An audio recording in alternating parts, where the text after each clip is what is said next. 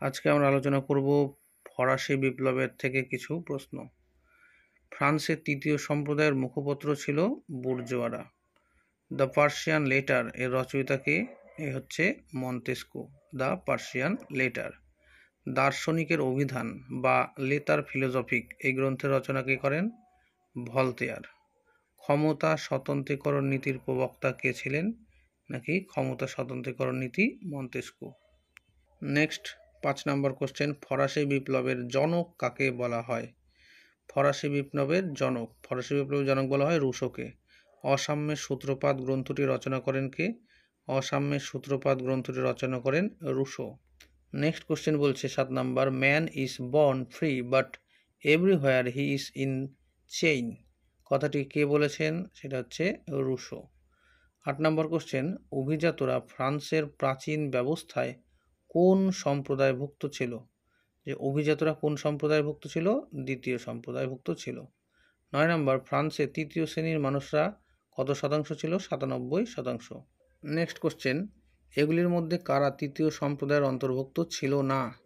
তো কারা ছিল না তৃতীয় সম্প্রদায়ের অন্তর্ভুক্ত? যাজকরা ছিল না। কেন? তার কারণ যাজক ছিল প্রথম সম্প্রদায়ের লোক। What is third state? What is the third state? এই যে পুস্তক, এর রচয়িতাকে অ্যাবেসিয়াস রচনা করেছিলেন what is the third state. 12 number question, ফ্রান্সে রাজার বিরুদ্ধে সর্বপ্রথম বিদ্রোহ শুরু করে কারা?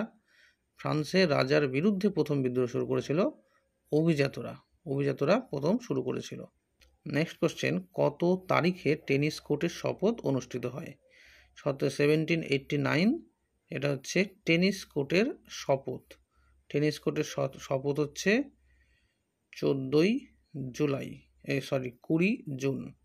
টেনিস কোর্টের শপথটা হচ্ছে 20 জুন, আর বাস্তিল দুর্গের পতন 14 জুলাই। তো এইভাবে আমরা দেখতে পাচ্ছি। নেক্সট কোশ্চেন 14 নম্বর, ফরাসি বিপ্লবের প্রেক্ষাপটে ঝড়ের সামুদ্রিক পাখি বা ঝড়ের পাখি নামে কে পরিচিত ছিলেন? এটা হচ্ছে রুশোকে ফরাসি বিপ্লবের ঝড়ের পাখিও বলা হয়। কোশ্চেন নাম্বার 15, জনগণের সার্বভৌমত্ব তত্ত্বের প্রবক্তা কে ছিলেন? ইনি হচ্ছেন রুশো। ডিসকোর্সেস অন ইনইকুয়ালিটি গ্রন্থের লিপিবদ্ধ করেছিলেন কে? রুশো। ডিসকোর্সেস অন ইনইকুয়ালিটি এই গ্রন্থের নিজস্ব বক্তব্য লিপিবদ্ধ করেছিলেন রুশো।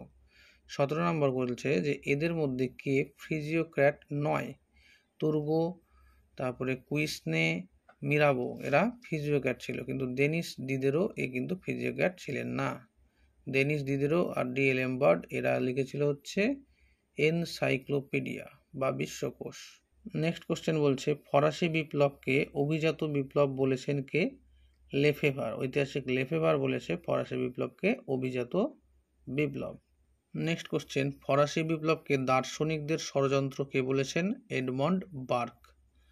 20 নম্বর বলছে যে এসে অন প্রিভিলেজ এই গ্রন্থের রচনা কে করেন? অ্যাবেসিয়াস। এসে অন প্রিভিলেজ এটা হচ্ছে অ্যাবেসিয়াস। আর ফরাসি বিপ্লবকে দার্শনিকদের ষড়যন্ত্র বলেছেন এডমন্ড বার্ক। নেক্সট হচ্ছে, ফ্রান্সে কোন শ্রেণীর অভিজাতদের নবিলিটি অব দ্য শোর্ড বলা হতো? সেটা হচ্ছে বংশানুক্রমিক অভিজাতদের নবিলিটি অব দ্য শোর্ড বলা হতো। ফরাসি বিপ্লবের প্রাক্কালে বা ফরাসি বিপ্লব সম্পর্কে কিছু গ্রন্থের মধ্যে বলা হচ্ছে হ্যামসনের লেখা গ্রন্থের নাম কি? History of the French revolution. History of the French revolution. অ্যাবেসিয়াসের লেখা গ্রন্থ এসে অফ প্রিভিলেজ, একটা বইয়ের নাম ছিল এসে অফ প্রিভিলেজ, আর অপর একটা বইয়ের নাম ছিল যে হোয়াট ইজ থার্ড স্টেট। রুশোর লেখা গ্রন্থ অসাম্যের সূত্র, সামাজিক চুক্তি, এমিল হেলোইজ, তারপরে আছে ডিসকোর্সেস অন ইনইকুয়ালিটি। তো এই হচ্ছে কয়েকটা গ্রন্থ। মন্তেস্কুর লেখা গ্রন্থ দ্য স্পিরিট অফ লস, এছাড়াও আছে দ্য পার্সিয়ান লেটার, আর দ্য পার্সিয়ান লেটার। ভলতেয়ারের লেখা গ্রন্থ কাদিদ, তারপরে আছে দার্শনিকদের অভিধান, যেটাকে আমরা ফিলোসফিক্যাল ডিকশনারি বলছি। চলে আসি ডেনিস ডিদেরো আর ডি লেমবার্ট, এরা হচ্ছে বিশ্বকোষ রচনা করেছেন। নেক্সট, অ্যাডাম স্মিথ ও দ্য ওয়েলথ অফ নেশন আর François Quesnay tableau economy François কেনে রচনা করেন। নেক্সট বলা হচ্ছে ফরাসি বিপ্লবের 3টি মূল আদর্শ কি কি? সাম্য, মৈত্রী আর স্বাধীনতা। কে প্রথম সাম্য, মৈত্রী ও স্বাধীনতা এর আদর্শের কথাটা বলেছিলেন?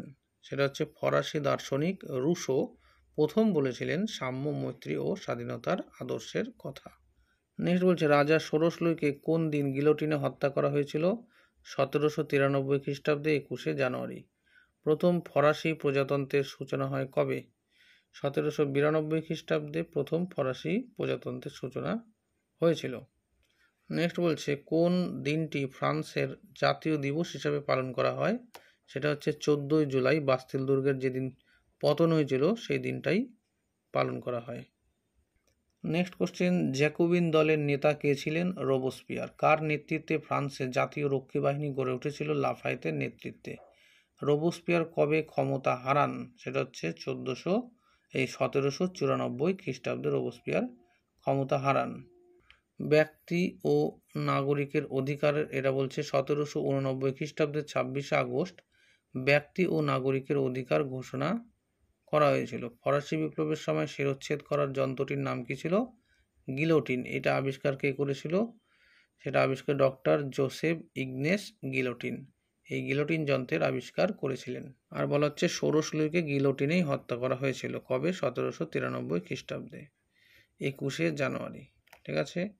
প্রথম ফরাসি প্রজাতন্ত্রের সূচনা হয় কবে? 1792 খ্রিস্টাব্দে প্রথম ফরাসি প্রজাতন্ত্রের সূচনা হয়। নেক্সট বলছে civil constitution of the clergy এটা কি জিনিস? এটা হচ্ছে ধর্ম যাজকদের ওপর থেকে পোপের আধিপত্যের বিলোপ ঘটানো। ঠিক আছে। Civil constitution of the clergy অর্থাৎ ফরাসি সংবিধান যে সভা গৃহীত হওয়ার পর একটি পদক্ষেপ যার দ্বারা গির্জার উপর থেকে পোপের আধিপত্য তুলে নেওয়া হলো, এটা হচ্ছে ক্লার্জি। কবে হচ্ছে সেটা? 1791 আইনের মাধ্যমে। নেক্সট বলছে জিরোন্ডিস্ট দলের একজন নেত্রীর নাম কি? সেটা হচ্ছে ডি আর্জেন্ট। কোন ঘটনার মধ্য দিয়ে ফ্রান্সে সন্ত্রাসের রাজত্বের অবসান ঘটে? রোবোস্পিয়ারের প্রাণদণ্ড কবে হয়েছিল? 28শে জুলাই 1794 খ্রিস্টাব্দে। বলা হচ্ছে ভারতের কোন শাসক জ্যাকোবিন দলের সদস্য ছিল? তিনি হচ্ছে টিপু সুলতান। লিওপোল্ড কে ছিলেন? ফরাসি সম্রাট ষোড়শ লুইয়ের শ্যালক এবং অস্ট্রিয়ার রাজা।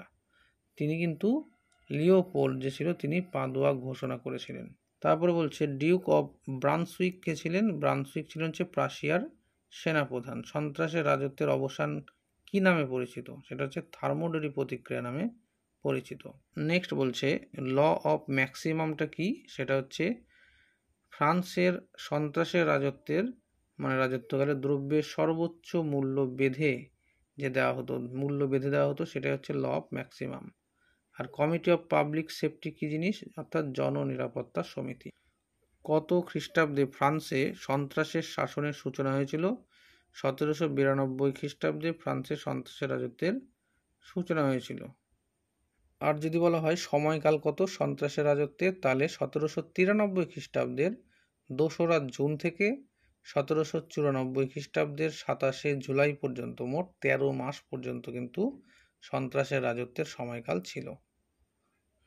ফ্রান্সে জ্যাকোবিন দলের একজন মহিলা নেত্রীর নাম কি? মাদাম রোলা। নেক্সট বলছে ফ্রান্স ভামির যুদ্ধে কোন দেশকে পরাজিত করেছিল? সেটা হচ্ছে প্রাশিয়াকে পরাজিত করেছিল। বাস্তিল কি? বাস্তিল ছিল ফ্রান্সের স্বৈরাচারের প্রতীক। ঠিক আছে, একটা দুর্গ যেখানে বিনা বিচারে মানুষকে বন্দি করে রাখাও হতো। বাস্তিল দুর্গের বিপর্যয়ের কালে দুর্গের গভর্নর কে ছিলেন? দোলুন ছিলেন। বাস্তিল দুর্গের গভর্নরের নাম কি? দোলুন। নেক্সট বলছে ফ্রান্সে স্বাধীনতা দিবস কবে পালিত হয়? 14ই জুলাই। আর বর্তমানে এই দিনটা ফ্রান্সের জাতীয় দিবস হিসাবেও পালন করা হয়। নেক্সট বলছে কে কবে ব্যক্তি ও নাগরিকের স্বাধীনতা ঘোষণা করে? ফরাসি সংবিধান সভা 1789 খ্রিস্টাব্দের 26শে আগস্ট ব্যক্তি ও নাগরিকের অধিকার ঘোষণা করেন। তারপর কি বলছে যে কে কোন ঘটনাকে, ঠিক আছে, কে কোন ঘটনাকে পুরাতনতন্ত্রের মৃত্যুর পরোয়ানা বলে অভিহিত করেছেন? সেটা ঐতিহাসিক ওলার বলেছে ব্যক্তি ও নাগরিকের অধিকার পত্রকে। সন্ত্রাসের শাসনের কয়েকজন নেতার নাম কি? সেটা হচ্ছে হিবার্ট, দাতো, রোবোস্পিয়ার প্রমুখ। রোবোস্পিয়ার কে ছিলেন? সন্ত্রাসের শাসনের প্রধান পরিচালক ছিলেন রোবোস্পিয়ার। আর এই রোবোস্পিয়ার ছিলেন হচ্ছে জেকোবিন দলের নেতা। আর বলা হচ্ছে নতুন ফরাসি সংবিধানের যে কোনো একজন অর্থমন্ত্রী, তাহলে তার নাম ছিল নেকার। ফরাসি বিপ্লব কালে দুজন নেত্রীর নাম কি? মাদাম রোলা আর এত্তা পালম। এত্তা পালম আর মাদাম রোলা ফরাসি বিপ্লব কালে দুজন নেত্রীর নাম। নেক্সট বলছে জাতীয় সভার নতুন নাম কি রাখা হয়েছিল? সংবিধান সভা। ফ্রান্সে বিপ্লবের প্রতীক কাকে বলা হয়? সেটা হচ্ছে ফুল সম্বন্ধিত বিশেষ টুপিকে ফ্রান্সে বিপ্লবের প্রতীক বলা হয়েছে, এক ধরনের টুপি আর কি, ঠিক আছে, যে টুপিতে ফুল লাগানো থাকতো।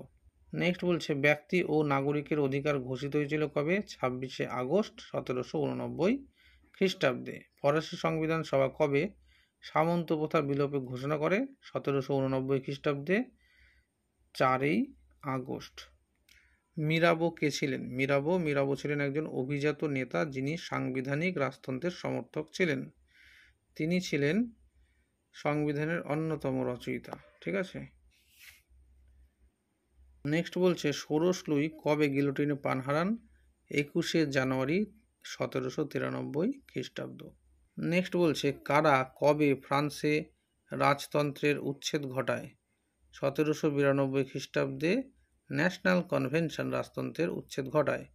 আর বলা হচ্ছে বিপ্লবের সময় ফ্রান্সের দুটি রাজনৈতিক দলের নাম, তাহলে সেটা জেরন্ডিন আর জেকোবিন। ফ্রান্সে একটি বৈপ্লবিক নারী সংগঠনের নাম কি? সেটা হচ্ছে লাফায়েত। এই হচ্ছে আজকের আমাদের ফরাসি বিপ্লবের সময়ের কিছু প্রশ্ন। এছাড়াও ফরাসি বিপ্লবের অন্যান্য আরও প্রশ্ন আমরা দেব, তবে এটা আজকে আমরা প্রথম দিচ্ছি। Thank you.